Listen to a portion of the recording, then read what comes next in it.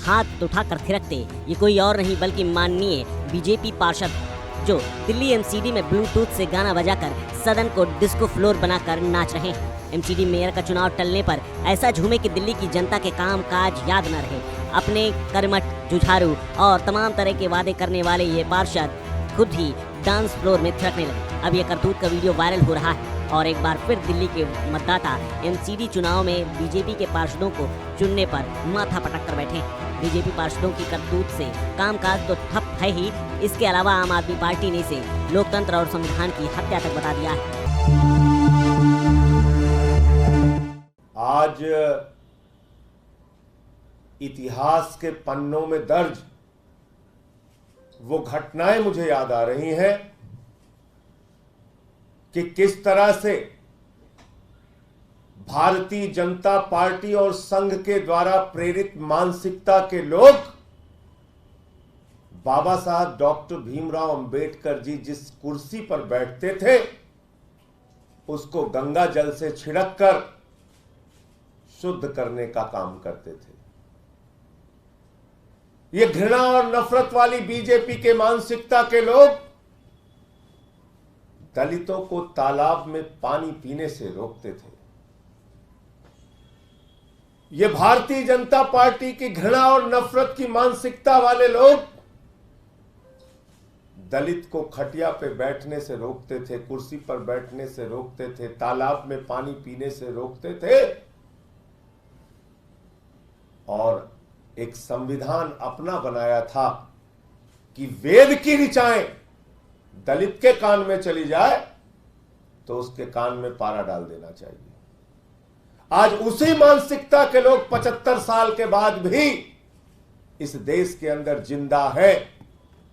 मैं देश के दलितों से, पिछड़ों से, आदिवासियों से, लोकतंत्र और संविधान में आस्था रखने वाले लोगों से हाथ जोड़कर अपील करना चाहता हूं, सावधान हो जाइए।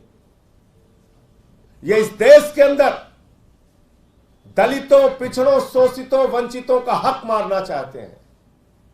ये इस देश के अंदर दलितों को मिले हुए अधिकार को खत्म करना चाहते हैं।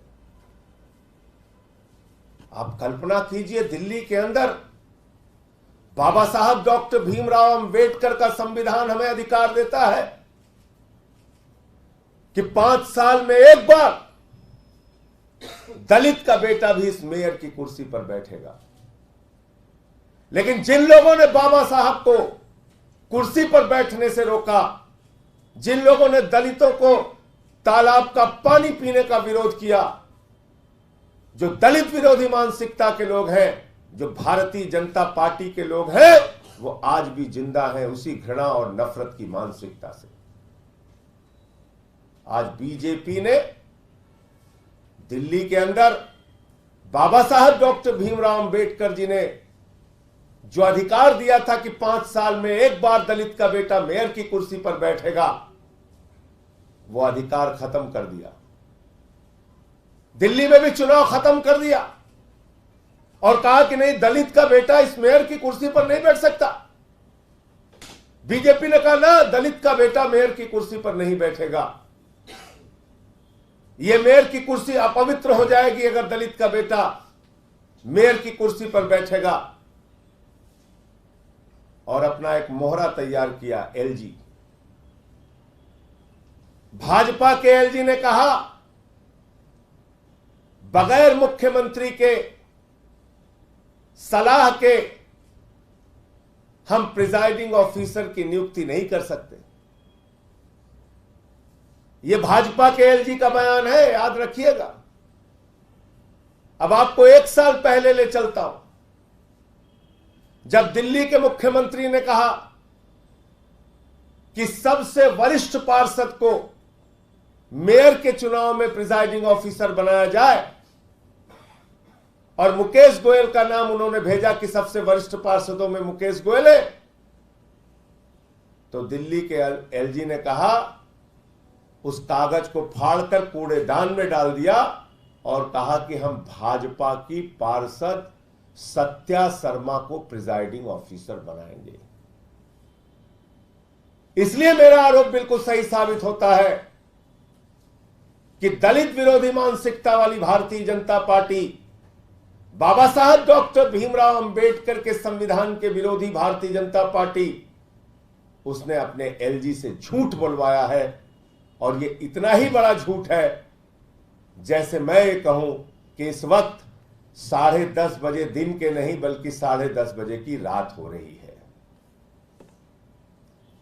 यह है वो पत्र जहां मुख्यमंत्री की सलाह के बगैर, ये पत्र आपको दे देंगे अभी, जहां मुख्यमंत्री की सलाह के बगैर सत्या शर्मा को नियुक्त किया गया प्रिजाइडिंग ऑफिसर मेयर के चुनाव में, बगैर मुख्यमंत्री के सलाह को माने हुए। रामनाथ कोविंद जी को नहीं बुलाया जाता है क्योंकि वो दलित राष्ट्रपति थे। उनके जाने से वो मंदिर के पास भारतीय जनता पार्टी की मानसिकता के अनुसार वो मंदिर अछूत हो जाता, इसलिए उन्होंने उनको नहीं बुलाया। ये भारतीय जनता पार्टी की मानसिकता है। पूरे देश ने देखा कि मध्य प्रदेश के अंदर कैसे भारतीय जनता पार्टी के शासनकाल में भाजपा के नेता ने दलित व्यक्ति के ऊपर उनके मुंह पर पेशाब करने का काम किया। इस मानसिकता की भारतीय जनता पार्टी है। आज भी मूंछ रखने पर भारतीय जनता पार्टी के शासित राज्यों के अंदर दलितों की हत्या की जाती है। हाथरस के अंदर एक दलित समाज की बेटी को आधी रात को जलाया जाता है, उसके परिवार को शव नहीं दिया जाता है। ये वही भारतीय जनता पार्टी है जो दलित बेटियों के साथ बलात्कार करने वाले बलात्कारियों के साथ उनके समर्थन में जाके खड़ी हो जाती है कि उसने दलित समाज की बेटी का बलात्कार किया। आप सोचिए किस मानसिकता को लेकर भारतीय जनता पार्टी आज बढ़ रही है। लेकिन मैं कहना चाहता हूं देश के लोगों से, दिल्ली के लोगों से कहना चाहता हूं कि भारतीय जनता पार्टी ने जिस मानसिकता से मेयर के चुनाव को रोकने का काम किया है, एक तरफ अरविंद केजरीवाल जी है, एक तरफ आम आदमी पार्टी है जो दलित के बच्चों को मौका देती है राजनीति में आने का, जो मौका देती है उनको मेयर बनने का, जो मौका देती है उनको जनरल सीट पर चुनाव लड़ने का, सांसद का चुनाव लड़ने का। एक तरफ भारतीय जनता पार्टी है जो किसी भी हद तक जाकर दलित समाज के व्यक्ति को मिलने वाले प्रतिनिधित्व को रोकना चाहती है। और अब तो भारतीय जनता पार्टी जितनी भी सेंट्रल गवर्नमेंट की नौकरियां हैं, उन नौकरियों के अंदर बिना आरक्षण दिए बैक डोर से एंट्री कराने का काम आईएएस और पीसीएस का करने का काम करने वाली ये वही भारतीय जनता पार्टी है जिसने विश्वविद्यालयों के अंदर बैक डोर से एंट्री कराई गई, आरक्षण को खत्म किया गया। इन लोगों ने आरक्षण को खत्म वैसे तो नहीं किया लेकिन बैक डोर से खत्म करने का काम कर रही है। और अब अगर 2024 में ये पार्टी सत्ता में आती है तो ये बाबा साहब अंबेडकर के संविधान को बदलने का काम करेगी। देश के दलितों से, पिछड़ों से, महिलाओं से जो मिल रहा उनको आरक्षण है उसको छीनने का काम करेगी। तो मैं कहना चाहता हूं कि लेफ्टिनेंट गवर्नर महोदय, आपने भाजपा के षड्यंत्र के तहत, भाजपा की कठपुतली बनके जो दलित समाज के व्यक्ति को मेयर बनने से रोका है, इसका जवाब इस देश के दलित, पिछड़े, आदिवासी लोग इस लोकसभा के चुनाव में देंगे कि वो कभी ऐसी पार्टी को जो तानाशाही के दम पे बाबा साहब अंबेडकर के संविधान में जो अधिकार मिले हैं, बाबा साहब का संविधान जो समानता की बात करता है, जो भाईचारे की बात करता है, जो दबे कुचले समाज को मुख्य धारा में लाने के लिए आरक्षण की बात करता है, हर धर्म को मानने की आजादी देता है, महिलाओं को बराबरी के अधिकार की बात करता है, उस संविधान को बदलने वाली भारतीय जनता पार्टी को सबक सिखाएंगे। और 2024 के चुनाव में देश का दबा कुचला समाज भारतीय जनता पार्टी को सत्ता से बाहर करने की तैयारी कर चुका है। और ये लोग कहते हैं ये संविधान बदलने का काम कर रहे हैं, ये लोग संविधान बदलने की बात करते हैं। मैं इनको कहना चाहता हूं कि तुम संविधान बदलने की क्या बात करते हो। देश का दबा कुचला समाज, शोषित, पीड़ित, दलित, पिछड़े, महिलाएं मिलके अब की बात तुम्हारी सरकार बदलने का काम इस देश के अंदर करेंगे। बहुत बहुत धन्यवाद।